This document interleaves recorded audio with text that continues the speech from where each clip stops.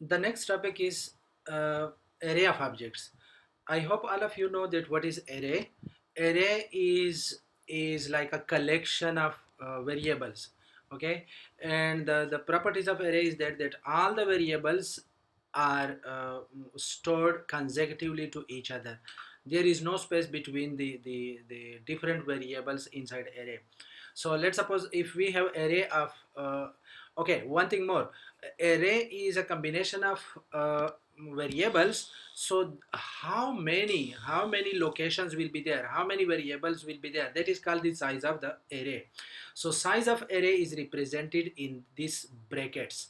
Okay, for example, here the inventory, this is array, but this is size of the array. Okay, so never confuse, later on we will use subscript also, so I will explain to you that one later. Normally we are using different types of variables inside array, but now in this case, in case of objects and classes, the array is a collection of objects. Okay, so if we can store variables in array, so similarly we can store objects also in array. Okay, so the size of array is represented by this number. If you are using constructor, let's suppose we have array of objects and then we want to initialize the array of objects through constructor, then it will be like this. So you see, for example, here the array has size 4, inventory item 3, so sorry 3, this is the size of array now, and this is equal to, then here 3 constructor will call. Okay, the constructor will call 3 times, one time and all the 3 values, another again and all the 3 values, another again and the 3 values. Why it is called 3 times? Because we have 3 objects inside this array. So the first time call for the first object, the second time call for the second object, the third time call for the third object. Okay, so this is one way. This is another variation in constructor. For example, as we know that constructors are overloaded, constructor may have different number of arguments. Okay, so in that case you can initialize like this. For example, the first object you just want to initialize with the first value. Okay, and you don't want to provide the rest of the 2 values. Okay, so this value will go to the first object, and the rest of the two locations, the 2 variables private data in the first object will become empty. The second time constructor is called, and this time it provides all the 3 values. So the second object will be initialized fully, it will provide all these 3 values. The third time will also just provide the first value, and the other 2 value will be empty. It's a bit complicated, but I will try to explain while I'm typing the example. How to access objects inside the array? So objects in array are referenced using subscript. Okay, subscript is the index value like this. Okay, so array name, then the subscript is composed of brackets and a number. This time this number represent the location inside array, and then the data operator, and then you can call some function. So it means that this array have several objects, but we just want to call this function only for the third object. Okay, only for the third object. And in the second line, this array will have several objects, but we just want to call this get unit function only for the third object. Okay, so this is the theoretical backgrounds of array. Let me show you by practical example. Okay, so let's start and let me show you one example of array of objects. Okay, so this is the same example that I have written before, the same book class, the 4 private data members. default constructor, the other constructor. I think I should delete this one because I didn't use it. Okay, uh, and this constructor, and the set data function, the get data function, and the destructor. And here if the function I have defined. If you have forgot the concept of array, then let me just give you a quick introduction of array. Mostly we are using array like this. For example, if we want to define array of type integer, and let's suppose um, it stores some values like scores, let's support. Okay, scores. Now how much big this will be array? So this will here we are typing the size of array. So let's suppose if I want to type of size 5.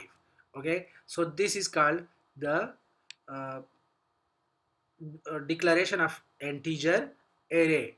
Now if I want to initialize this array, then the initialization is like this. Then I will put here equality, and in a curly brackets I will have to define I will have to provide 5 integer values because the size is 5. Okay, so I'm just simply putting 1 comma 2 comma 3 comma 4 and 5 and bracket. So yeah, this is called initialization of the array. Okay, one way. If you don't want to initialize the array, if you want to just declare like this, okay, then after that you can actually initialize individual location also. For example, score. Okay, score which location you want. For example, 0, and I want to initialize this one with the value 10. So this one location I initialize. And in the same way, score and which location, which index you want to initialize. Let's suppose 1 with the value 2 semicolon. So this is the way how to access the individual location inside a memory, sorry, inside an array. Okay, so this array is a simple array: name of array, size of array, type of array. Okay, and then how to access individual items. So the individual item, this bracket and the number inside is called the size. Why it is called the size? When we are declaring the array at the first time, that time it represents the size. After that, when we are using later on, this time the bracket and the number inside this represent the index. Okay, so these 5 locations, these 5 value will be stored adjacent to each other. The first location will be 0, the second 1, the 2 and 3 and 4, like this. Okay, so this is the general concept of array. In the same way, if you want to display, for example, cout. Okay, so which location you want to display, then the array name score. Okay, and inside this score, which location. Let's suppose fourth one I want to display. In the same way, if you want to see in, okay, you want to get the value for some specific location using keyboard. Okay, so you can do like this, that C in for which location, score let's suppose for the third one, semicolon. This is the general concept of array.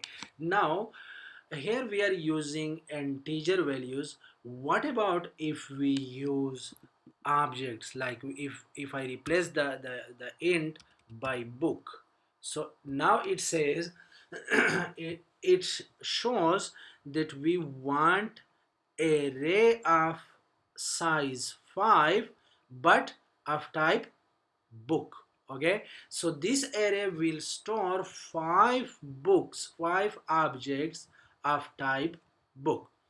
Okay, but this initialization and this accessing is wrong now. the C out and C in are okay, but the rest are not working because we need to provide the values in different way.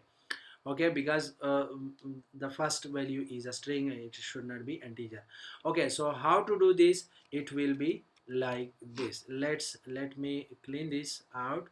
Okay, so here I will do like this, that let's delete this.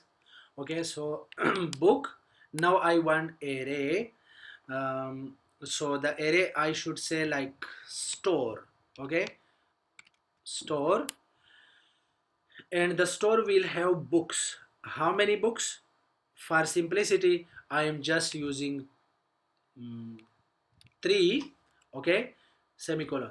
So it means I created an array of objects of type book. Each object inside this array is of type book. Okay, so actually each location, each object has these four values. So at the first location these four values will be stored, and in the second location the four values will be stored, in the third one, and so on and so on. Okay, so if you want to initialize this array through constructor, then it will be like this. Okay, first, to don't be confused, okay, curly brackets, how many objects we have? 1 comma 2 and the third one. Okay, and then if you want to use constructor, so the constructor is what? The constructor is book. Okay, so book, and inside the brackets you need to provide the values. Okay, the first value, simply type C++, C++ book, sorry, C++ book. Okay, so this will be the first value. Title, the author is who, someone.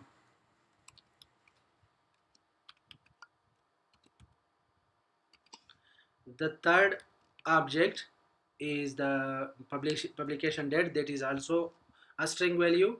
Let's suppose 12 June 2018. Okay, and the fourth one is price. Let's suppose 30.30.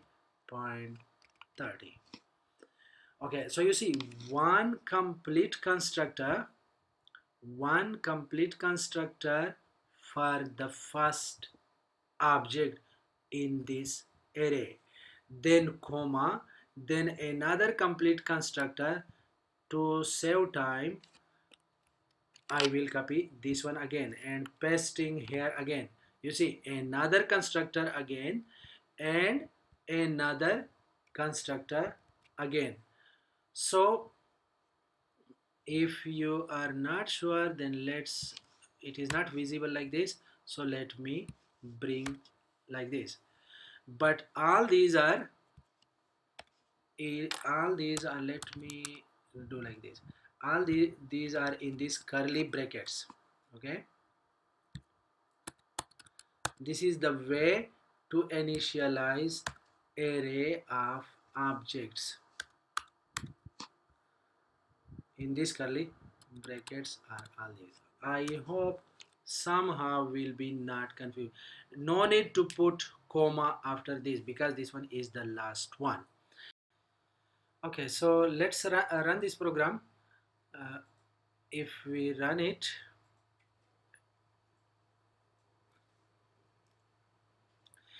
yeah, you see this is the output. The destructor is called 3 times. We have not called any other function yet. This is why there is no output. But the question is why the destructor is called 3 times. I have given the answer in the previous segment, so I hope you can understand why. Now if I want to call some specific functions using specific object inside this store array, then it will be like this: store which object I want to call with. For example, I am calling with the third one.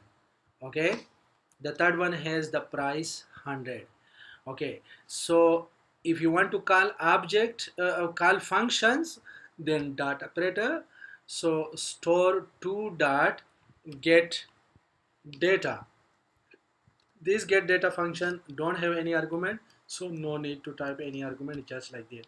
So this time we will have uh, output. So let's try again.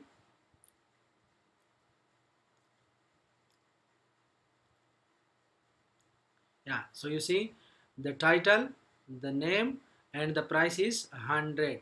Only the third one has been called. Okay, the other one is not called.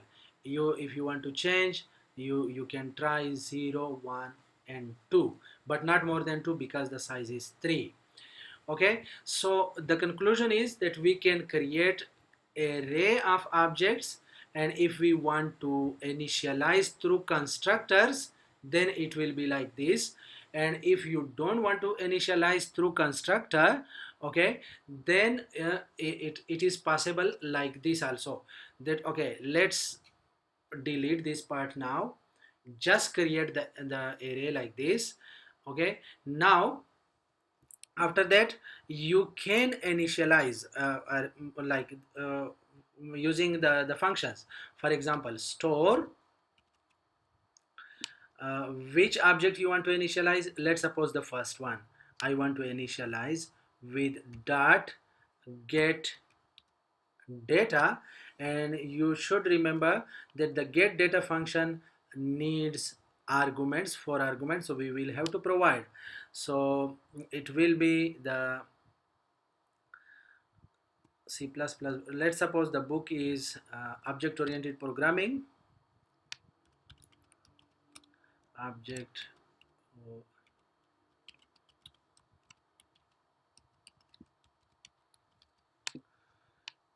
this is the title. The author is, let's suppose, me. I hope I want to write a book about C++, but don't have time.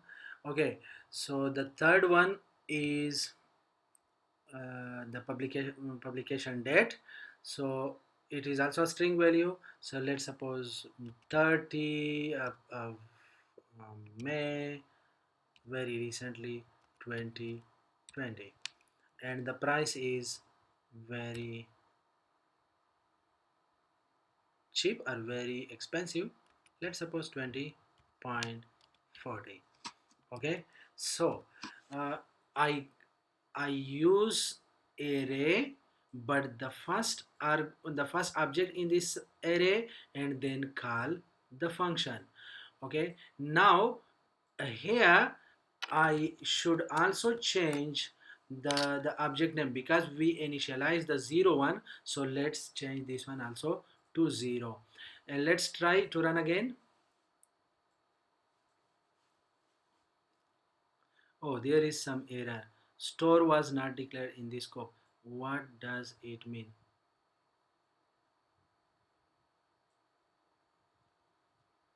Oh, my spelling is wrong.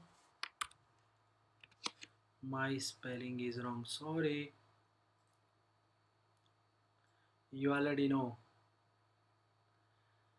In function int main store 0 dot get I called get data, set data. Sorry, get data don't have any argument.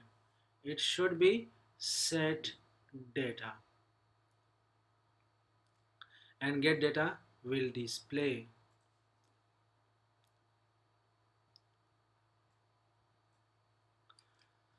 Yeah, so you see object oriented programming, the author, the publication date, the price, and destructor is called 3 times.